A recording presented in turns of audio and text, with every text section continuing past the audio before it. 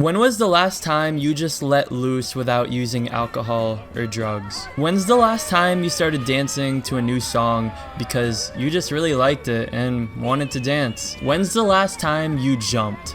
Not for the purpose of an exercise or some structure, but just because you wanted to jump. Just because.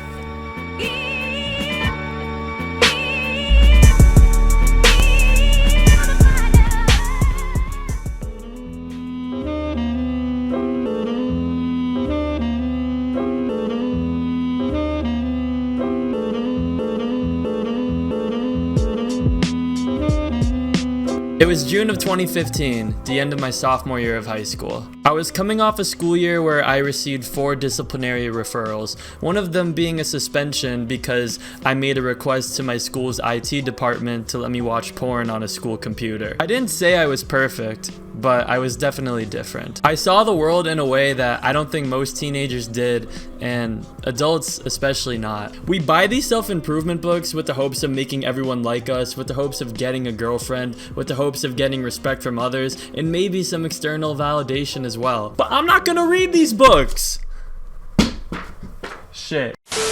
I don't know why I keep buying them. I don't know why I just spent 30 bucks on this book, How to Be a 3% Man. I don't know what the hell this even means. I read one chapter of this and I'm like, what the hell am I doing with my life, you know? These books mean absolutely nothing to me. And yet, I still buy them. All these books are advertised to you with the hopes of making you a quote-unquote better person. Like, what does that even mean? Isn't the quality of a human being subjective? Why do I need to read all these books when the best piece of advice can come from our past selves? Of all the books I read in 2022, the piece of writing that had the most value and most significant impact on me was a letter that I wrote to myself 7 years ago. I know that's an egotistical thing to say. The best thing I read last year was something I wrote 7 years ago, but that's really how I feel, honestly. I feel like the advice I put in this letter is something you're just not gonna find in a lot of places, genuinely.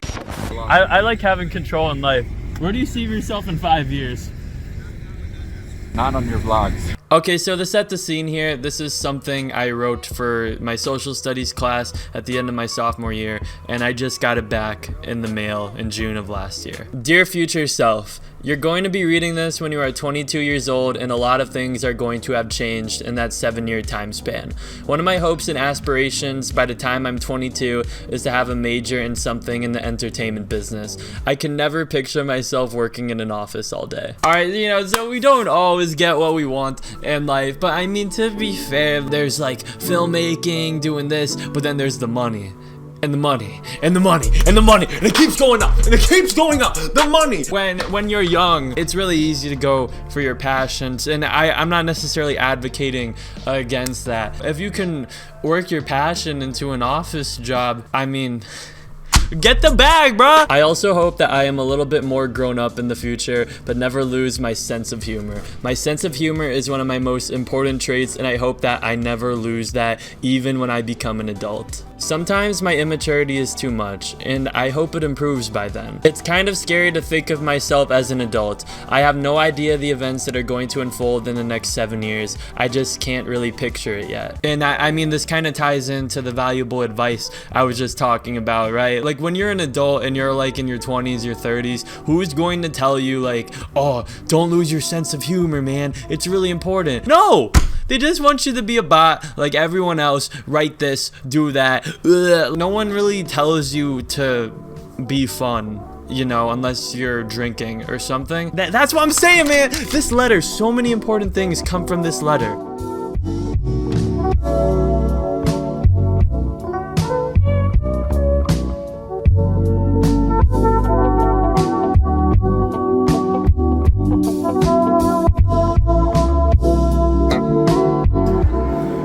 What are your thoughts on authenticity and being yourself? You gotta be authentic, otherwise if you're being fake, you're not gonna be able to keep it up that long. You always have to be yourself, always be honest, be sincere, true to yourself and to your heart.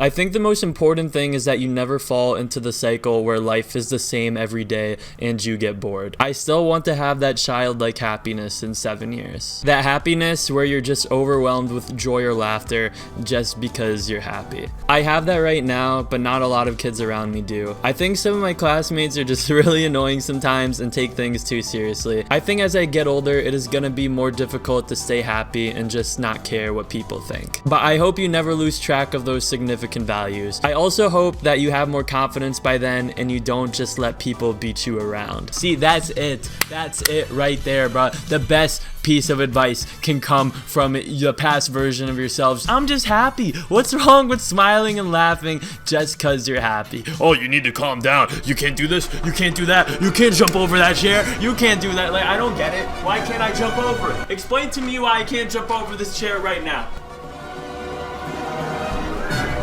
What's up? What's good? What happened?